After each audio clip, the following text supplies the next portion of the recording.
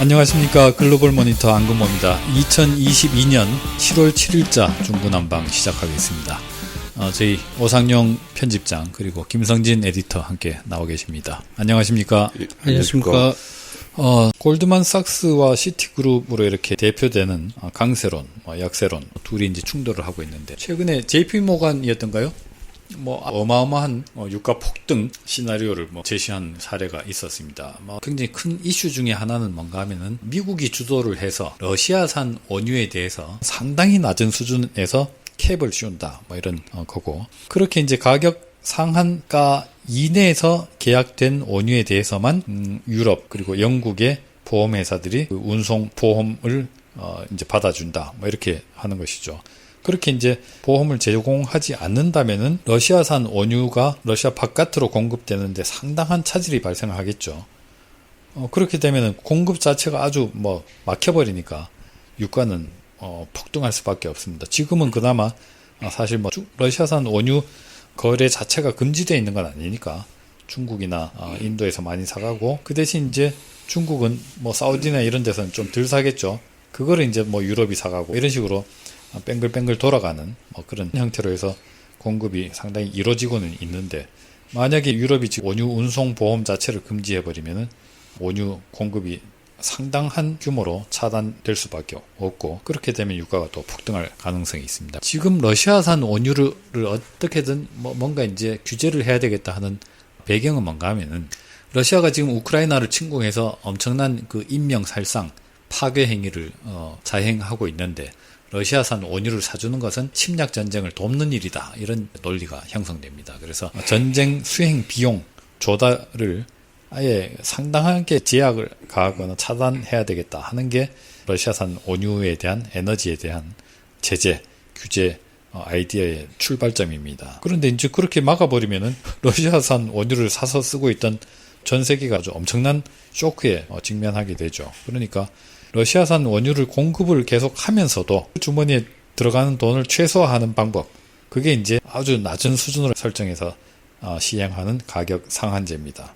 이게 이제 미국의 아이디어인데 이 논의가 계속 속도를 내고 있는 사실 자체도 원유 시장에 상당한 가격 하락 압력을 가하는 요인이라고 이렇게 추정이 됩니다. 만약에 그렇게 된다면은 러시아산 원유가 훨씬 더 싸니까 또 싸졌으니까 상당히 많이 또 사갈 것이고 이런 가능성이 있죠. 그러면 브렌트나 WTI에 대한 이제 수요가 상대적으로 줄어들 수 있는 계기가 될 수 있겠습니다. 그런데 문제는 만약에 푸틴이 안 팔아 라고 해버린다면은 이거는 골치 아프다는 거죠. 그랬을 경우에 유가가 폭등할 수도 있다 하는 게 앞서 말씀드렸던 그런 시나리오의 논리입니다. 그런 이제 우려 때문에 실제로 유럽에서도 가격 상한제를 받아들이는 데 있어서 여전히 상당히 조심스럽고 소극적인 입장입니다. 그런데 그걸 이제 그래도 푸틴이 계속 낮은 가격에 원유를 팔 거야 라고 확신할 수 있는 근거는 없죠. 그리고 또 하나 지금 시장에 작동하고 있는 재료 중에 하나가 유럽 에너지 위기입니다. 노드스트림이라고 러시아에서 독일로 연결해 놓은 가스관이 있습니다. 그 가스관을 통해서 독일이 굉장히 값싼 러시아산 천연가스를 수입했었고 독일 제조업 경쟁력의 상당 부분이 그런 값싼 러시아산 에너지에 기반하고 있었는데 정기 보수를 명목으로 일단 전면 차단할 계획입니다. 이게 과연 재개될 것이냐? 이게 지금 유럽을 괴롭히고 있는 악몽 중에 하나입니다. 이러다 보니까 최근에 유로화가 크게 떨어지고 달러에 대해서 페리티 전망이 등장하고 그래서 유로화가 급락하니까 달러가 밀려 올라가고 그래서 전반적으로 원자재 가격이 떨어지고 그 러시아가 가스 공급을 전면 차단해버리면 유로존 전체가 경제가 아주 심각할 정도의 타격을 받게 됩니다. 그러면 그야말로 전반적인 원자재 수요가 심각할 정도로 줄어들겠죠. 수요 파괴가 아주 집중적으로 발생할 수 있습니다. 12도 금리 인상을 진짜 11년 만에 하겠다고 지금 작심을 했거든요. 이번 달에 어쨌든 올릴 텐데 그리고 50bp 이야기까지도 22도 하고 있지만 지금 러시아 이것 때문에 금리를 올린다고 해도 오히려 얘들은 안 될 거라고 하면서 이제 유로화가 지금 박살이 나고 있기 때문에 그것 때문에 지금 달러가 약간 그 지난주 말부터 이번 주 초까지 이제 유가 급락하면서 달러가 막 위로 솟구치되는 이거 달러 그 차트만 보면은 2020년 3월에 마치 팬데믹 터졌을 때 초기 같은 모습이었습니다.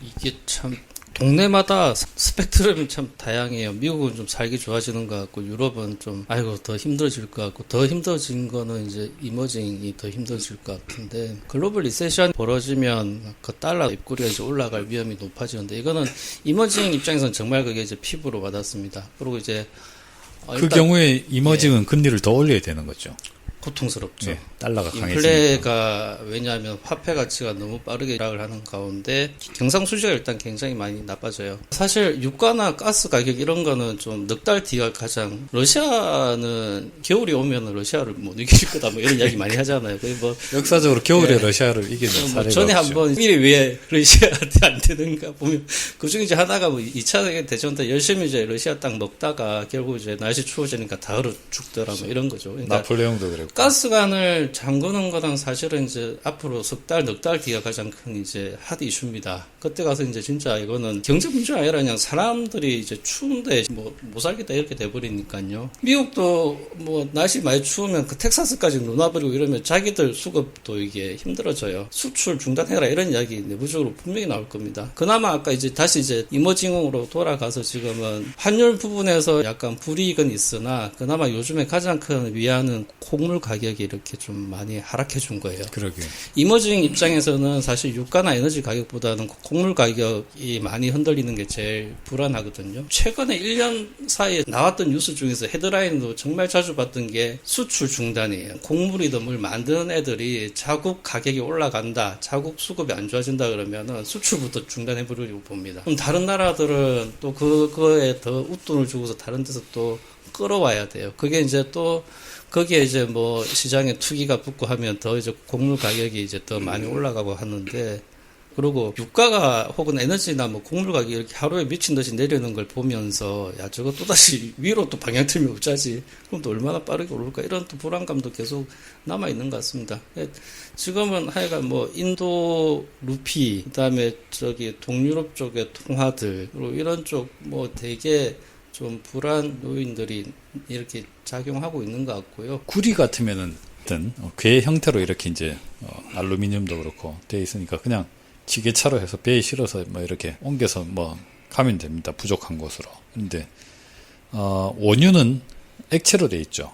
가스는 좀 더 까다롭죠. 그런데 파이프라인 잠궈버리면은 미국이 이제 어떻게든 수출을 늘려야 되는데 첫째 유로존에 가스 저장 시설이 없습니다. 별로 필요 없었죠. 그런 게. 그래서 지금 애초에 이제 유럽이 계획했던 게 내년 말쯤 돼서 러시아산 가스로부터 완전히 독립하겠다라고 한 겁니다. 왜 내년 말이냐? 그런 인프라를 이제 건설을 해야 된다는 것이죠. 또 하나 뭐가 필요한가 하면은 미국에서 가스를 대량으로 수출할 수 있는 인프라가 필요합니다. 상당한 시간과 투자가 필요한데 그 공백기에 이제 그 과도기에 어떻게 버텨낼 것이냐 하는 것이 상당히 큰 문제입니다. 뭐 논의는 이 정도에서 마무리하겠습니다. 다음 주에 또 뵙겠습니다. 수고하셨습니다. 예, 수고하셨습니다.